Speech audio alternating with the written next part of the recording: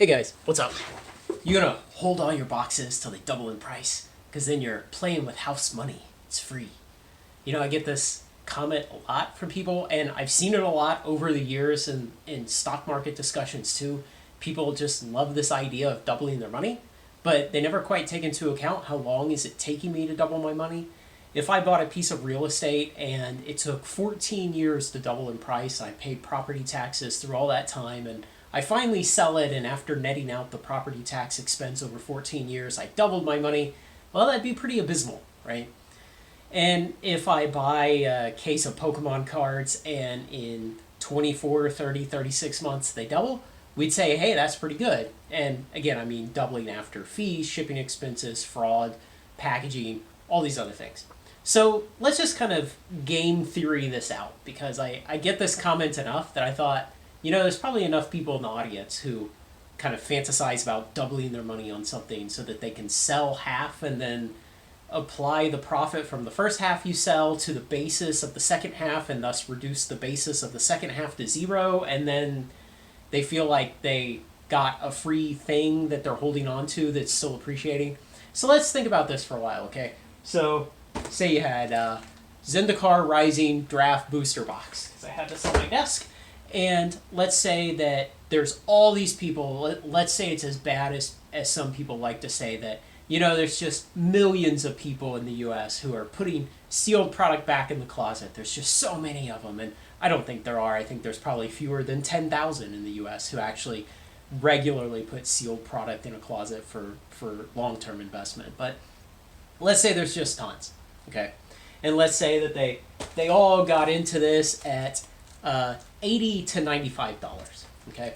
And let's say they're all cognizant of the fact that when they sell it, they have to pay market fees, shipping fees, packaging, there's fraud risk, all these other things, and that they're correctly calculating what they need to sell it for in order to double their money. So to actually make profit after all of those expenses equal to what they initially paid for it.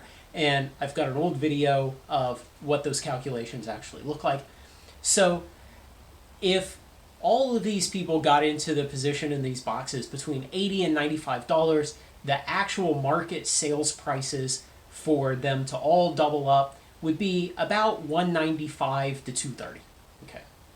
So $195 to $230, and let's say the product goes out of print and the price just kind of slowly starts rising. And some card stores that were holding a couple cases in the back room and found them, they sell, and some other people who maybe had a little bit more than they wanted, or for various reasons they just decide to sell, and boxes get on the market. But over time, supply dries up a little bit, and the price breaks into that 195, so the bottom end of this range that we're looking at for people to have doubled their money. And so it breaks into 195, and once in a while, some of these people, they check the prices on TCG Player or eBay or wherever, and they'll say, oh, now it's in the range where I can double my money. And so they put their boxes up for sale, or maybe they just put their boxes up for sale at those prices long ago, and now the market is in that price range where some of those boxes start to sell. So now you can imagine that you would have all these boxes, because remember, there's millions of people putting product back in their closet now. And so you would have all these boxes that are coming onto the market as the price is within this 195 to 230 range.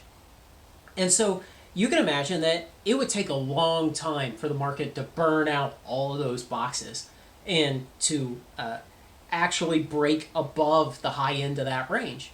Because every day, a couple more of those people will realize, oh, now it's in that range where I can double my money after I sell this and pay all the fees and everything.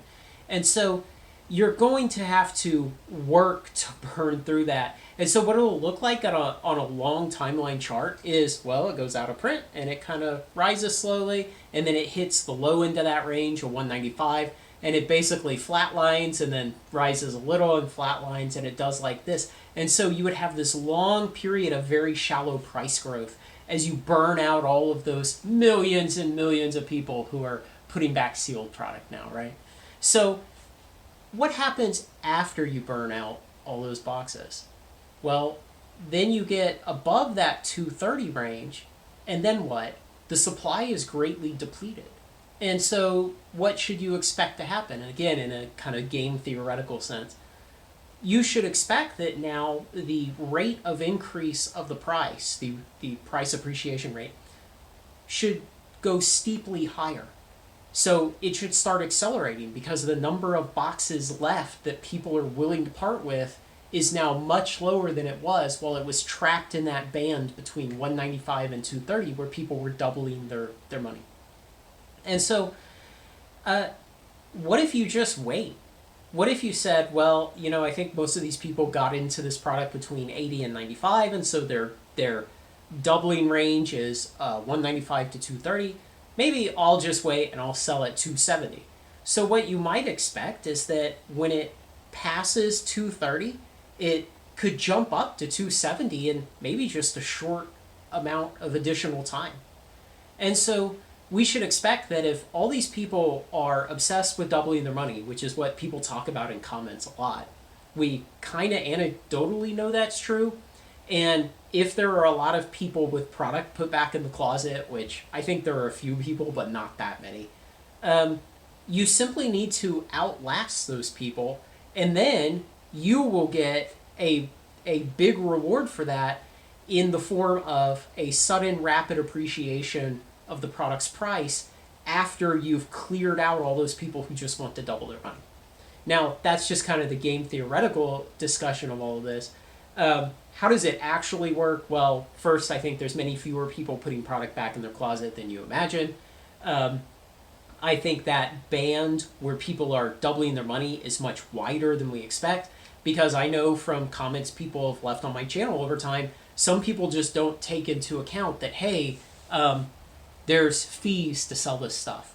And so they think if they buy the booster box for $80, if they sell it for $160, they're doubling their money. The reality is if they buy at $80, sell at $160, they're going to net about $50, and that other missing $30 is fees and shipping and other things.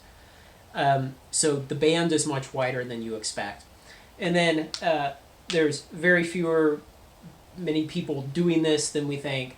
And a lot of people just aren't that interested in doubling their money. They look at other horizons, like maybe I'll hold for 2 to 5 years, or maybe I'll wait until I need to sell it. There's a lot of people I've talked to on this channel who have a lot of discretionary income. They enjoy spending part of it on sealed magic product, and they really don't have an intention to sell any time that they can see out into the future. So they may hold that product for 10 or 15 years before they sell.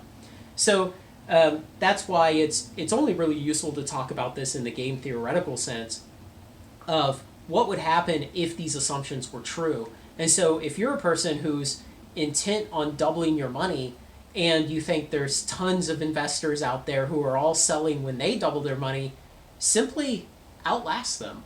So, set that price target instead of the 195 to 230 range that we've kind of used as an example for this discussion. Set the price target instead at like 275. And what you should find, if your assumptions are correct, which I think they're not entirely correct, but if your assumptions are correct, you should find that maybe you only have to hold the product for an extra 1 month, 2 months, something like that. But your actual return on investment might be an additional 50% margin. So think about that. Let me know what you think. It's really weird that people are so obsessed with doubling the money, but they don't seem to be interested in how long it takes. And so, if someone says that I can make a 5% return, but I can do it in 2 hours, well, yeah, that's going to be the best return you've seen in your life. That's much better than doubling your money over 14 years on some very slow real estate investment. So let me know what you think about this. Otherwise, like, comment, share, and subscribe, and join me on Final Trade. Thanks a lot.